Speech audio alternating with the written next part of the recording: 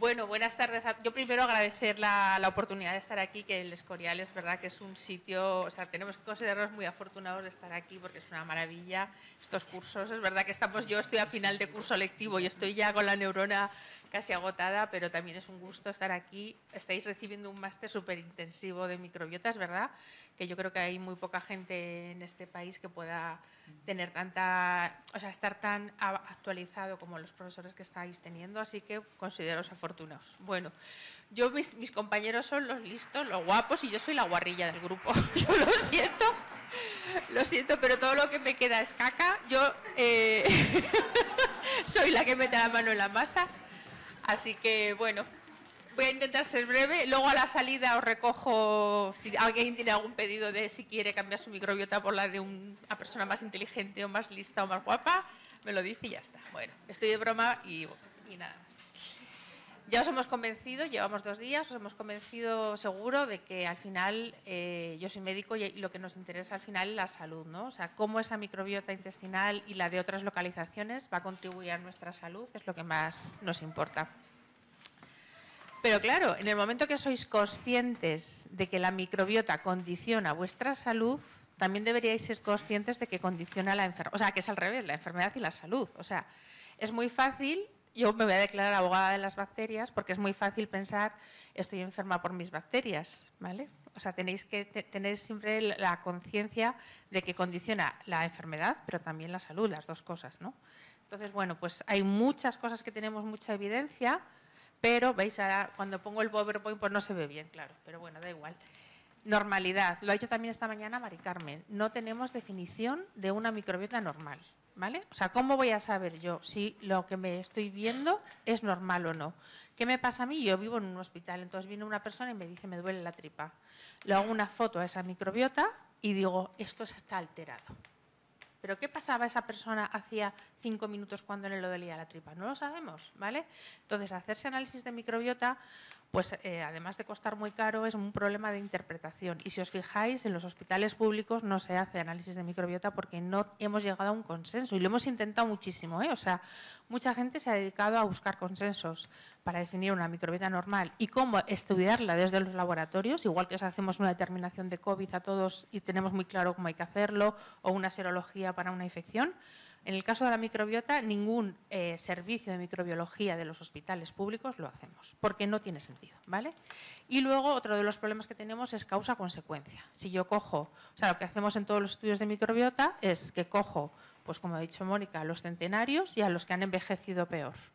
Y los comparo, encuentro diferencias.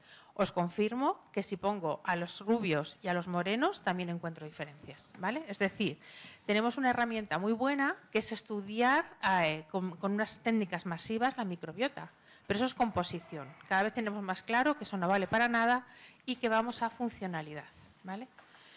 Es muy importante estos conceptos porque creo que vosotros también sois gente que tenéis que transmitir después a vuestro entorno. O sea, yo me peleo mucho con la gente que viene con los análisis de microbiota porque no tiene ningún sentido. No vamos a poder hacer nada con eso. Entonces, si tenéis oportunidad de transmitirle a la gente, no se hagan análisis de microbiota que no están validados.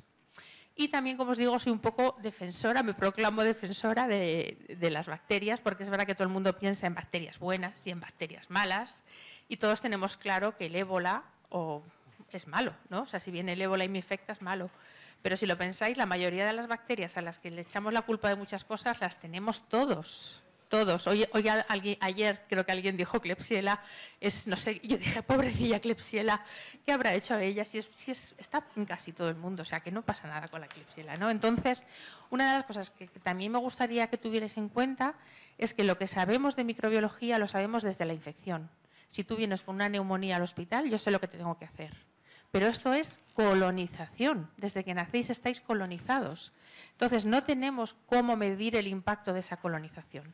Y lo digo también específicamente por lo que se ha comentado también esta mañana de los antibióticos. A ver, hay mucho mal uso de antibióticos para el dolor de tripa. Ojo, que todo se puede ver de muchas maneras, ¿no? Pero en el caso ahora de estas enfermedades modernas, SIBO, tal, lo primero que se hace es pautar antibióticos. ¿Qué pasa? Que esos antibióticos funcionan, 15 días. En cuanto se acaba el ciclo antibiótico, volvemos a las mismas, ¿vale? Y eso lo que consigue es, al final, bacterias más resistentes. También lo dijo Mari Carmen, se denomina así la pandemia silenciosa. En el año 2050 se prevé que la gente va a morir más de infecciones que de cáncer, y eso es volver, pues, a la época preantibiótica. No sé si sois conscientes, pero ahora mismo no se os puede operar si no tenemos antibióticos. No se os puede poner un implante dental si no tenemos antibióticos. O sea, todas esas cosas son muy importantes. Y la realidad de los hospitales actuales es que tenemos antibióticos reservados porque ya no tenemos opciones. Hay muchas veces que no tenemos opciones, ¿vale? Así que mucho cuidado con esto. Aquí tenéis las bacterias que más matan en todo el mundo. La primera siempre es Escherichia coli. ¿Quién se ha dejado su Escherichia coli? ¿Os la habéis traído o la habéis dejado en casa? Todos tenéis Escherichia coli.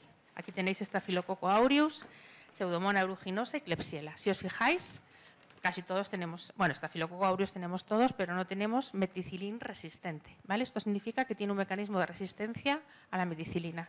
CP significa carbapenemasa producing, produce una enzima que degrada los antibióticos de carbapenems. Así que todos tenéis coli, probablemente a todos os haga un efecto beneficioso desde que habéis nacido, pero el problema es tener una coli con una carbapenemasa que en el caso de que me infecte no voy a poder matarla, ¿vale? Hay que aprender a convivir con ello y realmente estamos buscando muchas alternativas desde los hospitales, realmente, ¿vale? Pero yo lo hago como llamamiento a que en el caso de que alguien os diga tienes mala microbiota, toma antibióticos, la respuesta es no, nunca es la respuesta. Bueno, pero claro, aquí hemos venido a arreglar el mundo. ¿Cómo vamos a cambiar esa microbiota? Hay que modificarla, ¿no? Entonces, bueno, pues tenemos varias alternativas, como pueden ser los fagos, que también estamos estudiando muchísimo, bacteriocinas, por supuesto la dieta.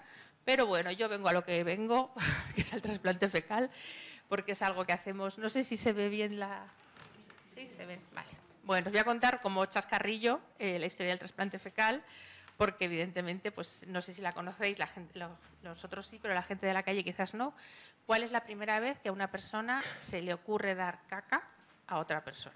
Bueno, pues esto es, en China se estaban muriendo personas de diarrea y los médicos chinos pues cogen caca, la baten con agua, le llaman la sopa amarilla, que se lo beben y les sorprende tanto lo rápido que se curan que lo dejan escrito en los papiros para que, si vuelve a pasar dentro de unos años, los médicos chinos sepan que es una posibilidad, ¿vale? ¿Verdad que esto, ahora mismo estáis pensando, ni de coña me tomo yo eso? ¡Shh! Ojito, os estáis muriendo de una diarrea, estáis deshidratados, os digo yo que os tomáis esto y lo que os den. Vamos, ya os lo digo yo. Bueno. Si pensáis en la naturaleza, es verdad que nosotros desde que nacemos pues tenemos el concepto de caca huele mal, transmite enfermedades. Es verdad que todo eso ha sido una conciencia pues, de muchos años de las enfermedades infecciosas. Realmente el hombre, pues hasta que no ha tenido la potabilización del agua, lo que más ha influido en las enfermedades infecciosas no han sido los antibióticos, ha sido tener agua limpia en el grifo, sin lugar a dudas. Ir al baño, tirar de la cadena. Recordar que antes hacíamos las excretas al lado de los animales en la propia casa. ¿Vale? Toda la vida ha habido un orinal con el cual convivíamos. O sea que realmente pensarlo por la parte de los animales, en la naturaleza, hay muchísimos animales que comen heces, que son coprófagos, ¿no? Entonces siempre de plantear, ¿los perros de ahora creéis que pasan hambre como para comer caca? Si os fijáis bien, yo tengo perro y me fijo mucho, hay perros que sí que comen, otros que no comen, otros que solo comen determinadas cacas, muchos la huelen antes, deciden si sí o si no. Hay una relación ahí muy especial, ¿vale? ¿Por qué? Pues porque en la caca, además de, sobre todo son las bacterias y sobre todo es la posibilidad de tener vitaminas. A mí me rompía la cabeza mucho por qué los ratones se comen su caca recién excretada, se la vuelven a comer. Y no entendía ese mecanismo hasta que, bueno, realmente puede ser la producción de unas vitaminas que se producen en el colon, pero en el colon ya no se absorben. O sea, tienen que volver a comer para absorberlas en el intestino delgado, ¿vale? Así que realmente es cierto, bueno, y está el ejemplo de siempre de mamá koala, lo primero que hace cuando nace bebé koala es coger su caca y dársela, porque si no el bebé koala no podía digerir las fibras vegetales. O sea que realmente esa inoculación que también esta mañana nos contó Mari Carmen Collado de cómo la microbiota intestinal de la madre llega al hijo, pues es muy importante. Nosotros lo hacemos a través de la leche, pero en los animales puede ser diferente. Bueno, hay muchas evidencias a nivel médico de la microbiota usada de las heces para salvar, ¿no? Entonces, en una de esas es las grandes guerras mundiales, Pues si os fijáis en las películas del oeste antiguos, bueno, de las guerras, de Hollywood salen muchos que están en el desierto y le dicen los beduinos, si tienes diarrea, coge caca de camello y bébetela con leche, la mezclas con leche y te la bebes. Hay películas sobre eso, ¿no? Y realmente sí que hay. Esto es una referencia a una cepa de Escherichia coli, que es la única cepa de Escherichia coli que se considera probiótico, que se llama Mutaflor, se descubrió en 1917 en Alemania, en un batallón que todos se murieron de disentería, que es diarrea, menos un soldado. A ese soldado, de esas heces de ese soldado, Nisle extrajo una cepa de Escherichia coli, que en Alemania se ve como probiótico, se vende, y que sepáis que es muy útil para la colitis ulcerosa, también se está manejando en muchos sitios y se ha publicado, ¿no? O sea que podéis ver que Escherichia coli, con la mala fama que tiene, hasta hay algunas que son probióticos. Bueno, ya en los años 50, o sea, si vamos a la medicina moderna, un médico no ha recetado nunca un trasplante fecal. O sea, eso de que han hecho los chinos de coger caca y mezclarlo con agua, en la medicina moderna que conocemos, hasta el año 1953 más o menos, un doctor americano dice que tiene 4 pacientes, lo mismo, con lo que llamaban en aquel momento colitis pseudomembranosa, porque veían a través del colonoscopio cuando veían muchas membranas, se llamaba así, se estaban muriendo de diarrea. Hoy sabemos que está producida por Clostridioides difficile, una bacteria. Pero este señor, un americano, también optó por meter caca a través del colonoscopio y también reflejó en un artículo científico la mejoría sorprendente y tan rápida que veían esos pacientes, ¿no? Desde luego se ha podido hacer en algunos sitios, pero no se ha reflejado en artículos científicos o en notas científicas. Pasó mucho tiempo, bueno, esto es un poco... Pasó mucho tiempo hasta que en el año 2013, ¿vale? 2013 es cuando empezamos a decir en los hospitales tenemos que hacer trasplante fecal. ¿Por qué? Pues mirar, hay una bacteria que se llama Clostridioides difficile, antes se conocía como Clostridium difficile, pero ha cambiado la taxonomía. Es una bacteria que produce esporas y que está en el hospital y que se coge en el hospital. Es decir, mucha de la gente que viene para un uñero, una neumonía, para lo que sea, le damos mucho antibiótico. Con ese antibiótico destrozamos esa microbiota comensal protectora y al dejar la casa vacía lo que llegan son las esporas de Clostridium, pasan a forma vegetativa, empiezan a producir toxinas y entonces, bueno, pues lo que ocurre, el reflejo claro es esa foto, o sea, 12, 15 deposiciones al día, con sangre, con dolor, muy mal. Y además es gente que tenemos que aislar, que realmente es gente que no puede estar en contacto porque las esporas se transmiten, ¿vale? Y esa enfermedad, como hemos dicho, la hemos puesto nosotros desde el hospital. Esta enfermedad igual no suena, es una enfermedad muy típica de gente mayor, está muy infradiagnosticada, sabemos que realmente hay mucho más, consume muchísimos recursos, al que sí se le diagnostica le tienen que aislar, además, como os he dicho, y tiene un problema muy grave, que a esta enfermedad, que es producida por una bacteria, le damos antibióticos y hasta el 80% se cura, se va a su casa y se acaba el problema. Pero hay un 20% de los pacientes que una vez que se acaba el antibiótico, recae, vuelve la diarrea, ¿vale? Es lo que llamamos la infección recurrente.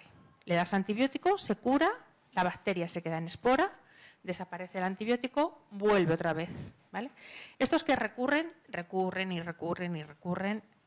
infinitamente casi siempre. De tal manera que esta es de las pocas enfermedades para las que se ha diseñado antibióticos especiales. Fidaxomicina es un antibiótico que solamente sirve para Clostridium difficile, ¿vale? Y se está dando bastante porque evita las recurrencias. El tratamiento convencional es vancomicina. Hace mucho tiempo ya que metronidazol desapareció de los esquemas, ya no damos, pero vancomicina o fidaxomicina es el tratamiento convencional. Existía también belotozumab, que es un anticuerpo anti la toxina B, que han dejado de fabricar. Ya no les es rentable a la farmacéutica y lo han dejado de fabricar. Bueno. Pues para esto que llamamos Clostridium recurrente es para lo que es eficaz el trasplante fecal. En el año 2013, esta es la primera vez que nos sorprendió esta nueva hipótesis de esa microbiota asociada a la diarrea de Clostridium difficile. En el 2013 unos holandeses deciden hacer un estudio súper serio, súper riguroso. 300 pacientes, todos caracterizados. ¿Qué vamos a hacer? Bueno, vancomicina era el tratamiento estándar, ¿vale? Como control negativo deciden poner vancomicina y hacer un lavado intestinal, hacían como una especie de enema para limpiar el colon de las bacterias. Y como control positivo, vancomicina con trasplante nasoduodenal. Ellos cogen caca de sujetos sanos y la meten a través de una sonda nasoduodenal y lo dejan ahí, ¿vale?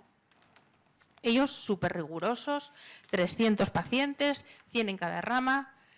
Cuando llegan a 30 y pocos pacientes, deciden parar el estudio y publicarlo porque consideran que no es ético seguir adelante. Fijaros, a los que le dan vancomicina tratamiento habitual, se cura el 30%, ¿vale? Estos son ya los recurrentes, no son los que tienen la infección por primera vez, son gente que recurre y recurre y recurre.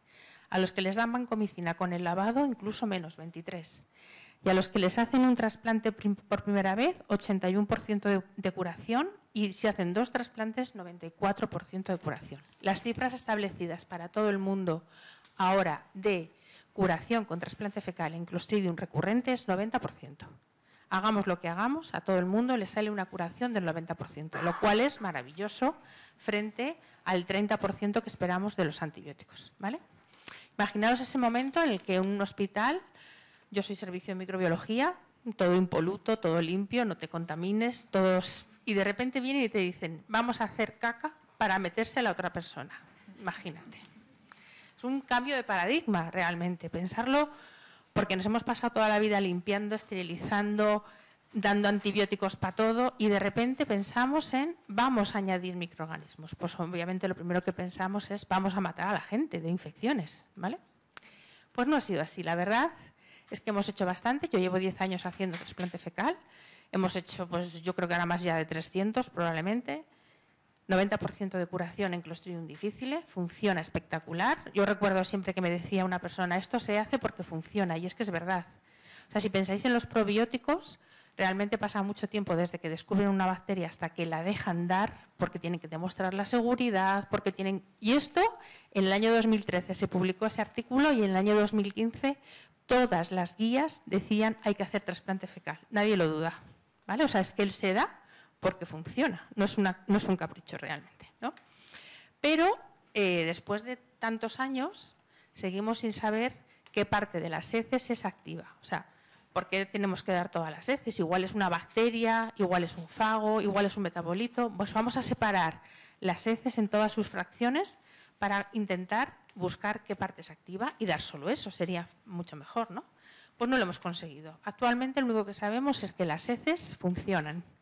Lo demás, no, ni sacando bacterias, ni esterilizando las heces, no hemos conseguido éxito con ello.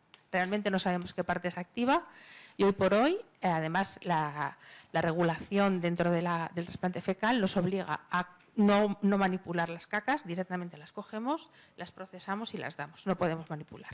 Le decía, está comiendo a Alfonso, yo no puedo, o sea, yo te puedo dar una caca, pero añadir a esa caca bacterias o prebióticos no me dejan, no puedo hacerlo, ¿vale?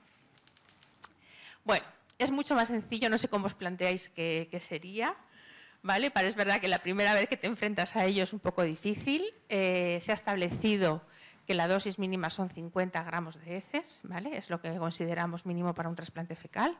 Realmente luego cuando ves muchas cacas, pues ves que hay diferencias, y hay gente que tiene más biomasa, gente que tiene menos, pero lo que se dice en todos los artículos es al menos 50 gramos. ¿Qué hacíamos al principio? Pues como no sabíamos mucho, pues caca, agua y por colonoscopia a ciego, medio litro de agua, ¿vale?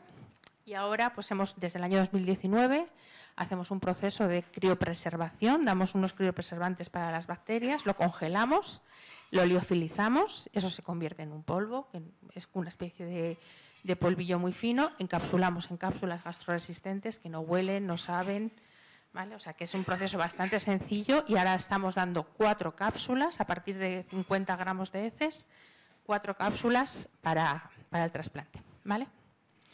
Así que bastante sencillo. Lo más entenderéis que lo crítico de este proceso es elegir el donante. ¿A quién vais a elegir para que os dé su microbiota? ¿A quién pensaríais?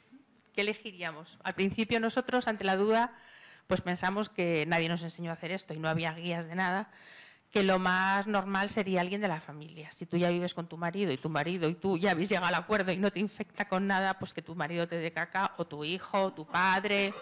Bueno, es que es difícil. O sea, nuestro gran miedo era infectar a alguien. ¿Quieres agua? ¿Quieres agua? No. Bueno, pues eso, que al principio pensábamos eso, vamos a buscar lo más sencillo y lo más cercano para que no tengamos problema, ¿no? ¿Qué pasa?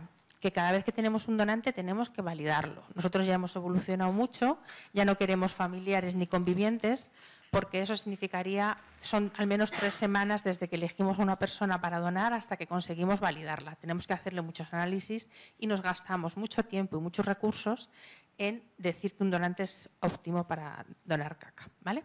Entonces ahora tenemos donantes universales, que además nos permiten enfrentarnos a las urgencias. Yo, por ejemplo, tengo cápsulas pues para los próximos 10 trasplantes fecales, ya las tengo preparadas y las tengo guardadas, con lo cual a mí eso me descarga el momento urgente. Si aparece una urgencia, yo tengo stock, ¿vale?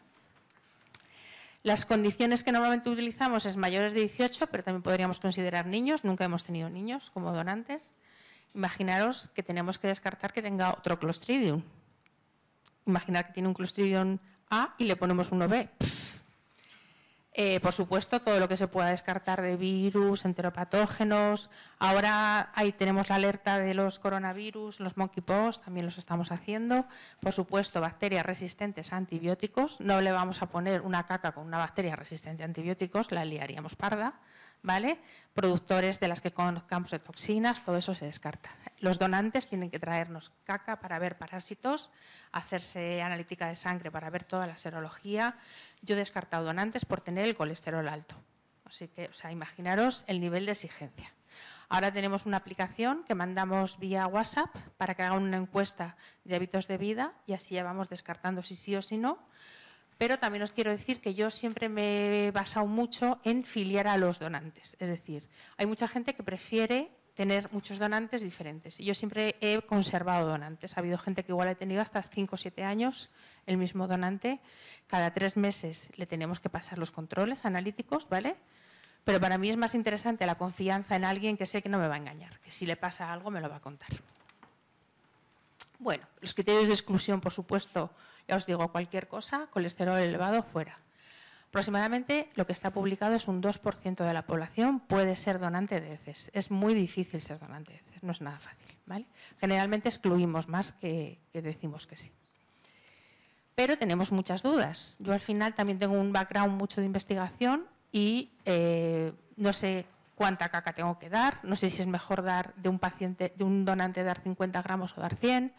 No sé si tengo que hacer una compatibilidad donante-receptor, lo hemos intentado. Hemos intentado buscar qué donante iría mejor con cada uno de los receptores y no hemos encontrado ninguna relación.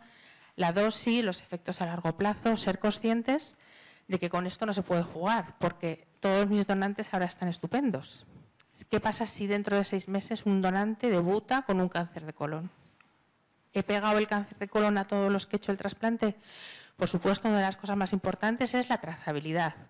De los trasplantes que hacemos, guardamos caca del donante, caca del receptor, lo que hemos puesto y cualquier cosa que pasa yo puedo volver atrás y saber si estaba en mis heces, ¿vale? O sea que, bueno, eso lo hacemos siempre. Pero lo que quiero decir es que seáis conscientes de que esto se hace por una necesidad. Si tú tienes un Clostridium recurrente, tú tienes que hacerte un trasplante fecal. Pero esto no es una cuestión, como podéis ver en YouTube, para la obesidad, esas cosas no entran todavía en la práctica clínica. Y de hecho, esta diapositiva es de las primeras veces que yo empecé a hablar, tiene exactamente 10 años y no la hemos cambiado nunca. La única indicación aprobada sigue siendo el Clostridium recurrente. Todo lo demás es especular con posibilidades. Fijaros que la enfermedad inflamatoria intestinal, colitis y Crohn, al principio tenía muchas opciones de curarse con trasplante fecal y se ha abandonado, no se ha conseguido nada, ¿vale? Colitis ulcerosa se ha hecho de todo y no se ha conseguido poner. Así que bueno. Bueno, hoy en día cada vez pensamos más en el trasplante 2.0, en el que no tengamos que correr el riesgo de meter un virus o algo que desconocemos, meterlo a través de las heces, ¿no? Entonces cada vez pensamos en, podemos tener una caca artificial, podemos tener un probiótico especial. Se intenta, intentarse se intenta, pero no funciona. Deciros por si acaso os suena, en el mercado hay para prevención en Estados Unidos. Hay tanto seres como rebiota. Rebiota son bacterias crecidas por separado y juntadas luego, y seres son esporas de firmicutes que también se intentan como prevención. yo creo que no funciona realmente igual. Y en España, deciros que tenemos 2 empresas, Microbiome en País Vasco, que sí que fabrica caca, tal cual, o sea, cápsulas de heces como las mías, exactamente igual, que las quiere vender para Clostridium, y Microviable en Asturias hace microbiota concentrada, o sea, de esas heces lo que hace es concentrar la microbiota y liofilizarla, ¿vale? Entonces, bueno, hay muchos intentos y hay muchas cosas que están ahí en el tintero porque creemos que sí que esto tiene mucho futuro sin lugar a dudas. O sea, el Clostridium, el tratamiento es este, punto pelota. O sea, es que no os volváis locos. Si tienes un Clostridium recurrente, la única manera de que se te cure es esta, punto, no hay más. Bueno, esto evidentemente lo hacemos desde un hospital y lo hacemos bajo unas condiciones sanitarias y durante mucho tiempo se dijo caca es medicamento, ¿vale? Microbiota intestinal se va a considerar como medicamento. Obviamente es un medicamento complicado porque cada lote es diferente, cada donante es diferente. Entonces, durante mucho tiempo la Agencia Española del Medicamento y del Producto Sanitario nos reguló, nos trató de regular a los hospitales, pero al final, sabéis que ha entrado la Ley de Sustancia de Origen Humano, la Ley SOJO, ha entrado en Europa y ahora mismo es la ONT la que regula todo esto. Como vais a tener luego las diapositivas, pues yo creo que os las dan, pero os he dejado aquí el enlace a la ONT donde os podéis descargar todo lo que se requiere para el trasplante fecal. Es un consenso en el que hemos participado todos los que lo hacemos en España y ahí vais a encontrar todo lo que se tiene que hacer para el trasplante fecal. Evidentemente, como os digo, el trasplante se hace para Clostridium, pero hay algunas ocasiones en las que hablamos de trasplante compasivo, que os voy a contar también un poco más adelante, ¿no? Entonces, si alguien quisiera, por ejemplo, imaginaros, que ya os voy a decir que os van a decir que no, tendríais que estar muy mal, ¿no? Pero si os quisierais hacer un trasplante para lo que fuera, tenéis que ir a la ONT, preguntar, y allí son ellos los que autorizan si sí o si no, ¿vale? Si realmente se puede hacer o no. Realmente, y la única indicación sigue siendo Clostridium. Se acabó. Hay muchísimos estudios, podéis mirar lo que queráis. Yo miré ayer, hay 519 estudios registrados en Clinical Trials sobre la utilidad del trasplante fecal en otras patologías. Sobre todo son Clostridium y colitis, pero bueno, hay enfermedad de Crohn, encefalopatía hepática, depresión, diabetes mellitus, autismo, lo que queráis. Podéis mirar todo lo que queráis. Se ha hecho mucha investigación y, como os digo, después de 10 años no hemos llegado a nada sólido. Solo seguimos haciendo trasplante en Clostridium difficile. Punto, pelota. Pero yo me dedico a la investigación, realmente. Tengo esta dualidad clínico-investigadora. Esto ya lo hacemos de rutina, o sea, el doctor Cobo es un infectólogo de mi hospital, me pone un WhatsApp y me dice para el jueves trasplante y yo tengo las cápsulas preparadas. Eso se hace de asistencia y no tenemos que pedir explicación a nadie porque está incluido dentro de la práctica. Pero estando haciendo lo del Clostridium, nos vinieron a entrevistar. De los primeros años que hicimos el Clostridium, nos vinieron a entrevistar del telediario, además del telediario de la 1, y nos pidieron que vinieran pacientes. Y entonces, me acuerdo, pues llamamos a las 2 primeras mujeres a las que le hicimos el trasplante, las llamamos y les dijimos que vinieran a dar su versión de los hechos, de cómo les había cambiado la vida, porque eran mujeres que estaban casi muertas y volvieron a vivir. Y las 2, pues la verdad es que la entrevista es súper graciosa de cómo lo explican, ¿no? Pero una de ellas le dice a la otra, que esto no sale en televisión, pero os lo cuento yo. Ay, hija mía, la diarrea me la curaron, pero lo que de verdad me curaron fueron los picores. Los picores. Y yo decía, ¿qué picores? La infección de la orina. Tú no sabes cómo estaba yo desde que tuve a mi hijo. Todos los años, pues tenía muchas infecciones, mucho antibiótico. He llegado a estar ingresada. Bueno, pues la abuelilla lo dice, pues, pero mi sorpresa es cuando la otra abuelilla le contesta, y yo. Yo siempre tenía muchas infecciones urinarias y desde que me habéis hecho el trasplante fecal lo he vuelto a tener, ¿vale? Esta tontería que fue, o sea, casualidad del todo y que estábamos al lado oyéndola, pues nos hizo pensar, vamos a pensar algo. Esto era el año 2012 y pedimos un proyecto, 2021, pedimos un proyecto a lo que es el organismo que nos da las ayudas de investigación, al Instituto de Salud Carlos III, para demostrar si el trasplante fecal podía erradicar la infección urinaria. Y como ya se ha dicho esta mañana, pues si os fijáis, el recto, la vagina mientras somos activas y tenemos pH bajo, es una barrera para mantener a los uropatógenos, pero una vez que llega la menopausia, las Escherichia coli, que es uno de los uropatógenos principales, pues pasea, ¿vale? Pasea, quiero decir, el intestino es donde se esconden las bacterias que nos dan la infección urinaria. Es el reservorio de los uropatógenos. Entonces, si cambiamos el intestino, se acaban las infecciones urinarias. Y es así. Bueno, hemos hecho un estudio bastante grande, nos dieron un buen proyecto, participaron 4 hospitales, Getafe, Puerta de Hierro, Clínic de Barcelona y nosotros Ramón y Cajal en Madrid. Y bueno, pues la verdad es que hemos visto a los 6 meses, estamos publicándolo ya, aquí tenéis también la referencia primero del piloto, os la tenéis aquí la podéis descargar, el piloto que hicimos, y ahora estamos publicando ya lo que es el ensayo clínico, donde vemos pues que personas que la única manera de curarse de la infección urinaria era antibióticos, pues sin utilizar antibióticos, 73% de curación y 53%. Lo vamos a publicar dentro de poco y nuestra idea es que las personas, por eso os decía lo de los compasivos, hay gente que nos ha venido por compasivos, sobre todo porque este ensayo incluía solo mujeres y ha venido algunos hombres que han pedido hacer compasivo para infección de orina. Y bueno, hemos hecho. Bueno, siguiente. Yo cuando empecé a hacer todo esto, imaginaros mi hospital, la loca de la caca, era yo. Ahora mismo os aseguro que me voy a tomar un café a cafetería y cada vez me sale una. Oye, ¿y si me das unas capsulitas? Bueno, pues estas son las de la UCI. Bajan los de la UCI y me dicen, ¿podemos dar caca? Y yo, ¿pero cómo vais a dar caca en la UCI?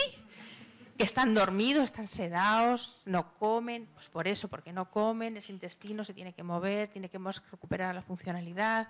Y ellos lo conciben, la idea fue de ellos lo conciben para ocupar una casa y que no se quede vacía. No sé si sois conscientes, pero cada vez que hay alguien en la UCI, al no comer ese intestino se para. Y como está rodeado por bacterias súper resistentes que están en la UCI, pues realmente se colonizan de bacterias resistentes, ¿vale? La idea es, llenemos la casa de gente sensible que echen a las resistentes. Pues funciona. Hemos hecho 28, estos dos locos, Cruz y Raúl, que es el jefe de servicio. Yo la verdad es que pensaba que no iba a aprobar el comité ético, pero lo aprobó. O sea, ya os digo que yo, vamos, ya cualquier cosa puedo ver. Deciros que hemos hecho 28, la mitad se han descolonizado. El criterio de inclusión era gente que tuviera bacterias resistentes en su intestino. Se han descolonizado. Efectos secundarios, cero patatero.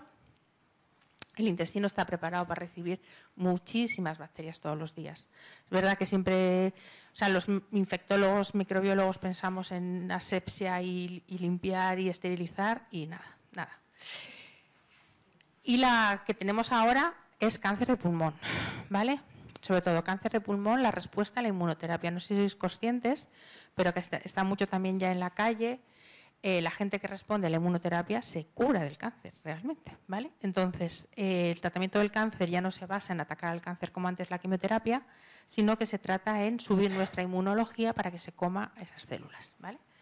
Pues hoy en día sabemos que hay gente que responde a la inmunoterapia o no y sospechamos que es a través de su microbiota, porque las bacterias pueden tener lo que llamamos la farmacomicrobiómica, las bacterias pueden degradar, para bien o para mal, los medicamentos de cualquier cosa, ¿vale? Hay muchos ejemplos ya que están muy estudiados. Pues deciros que hay protocolos donde hemos puesto ya a gente de cáncer de pulmón dar, caca de gente sana para que tengan una buena funcionalidad intestinal, 2, caca de gente respondedora, ¿vale? Lo que estamos tratando de poner ahora en marcha. ¿Y acabo? ¿Voy bien? ¿Sí? Acabo. Os cuento porque sé que os va a encantar. Me llama una compañera del Hospital San Pedro de La Rioja y me dice, oye, me tienes que dar unas pastis. Yo es que ya os digo que ahora me he convertido en traficante de élite. Hay aquí un señor que lleva 4 años dando vueltas por el hospital. Señor al que se le dice, no beba usted alcohol en La Rioja. Y contesta el señor, yo no bebo alcohol. Y la médico pone la historia clínica. Es evidente que bebe porque las transaminasas están por las nubes, el hígado está destrozado. Este señor bebe. Señor que tiene 20 fármacos, llevaba 4 años dando vueltas por el hospital.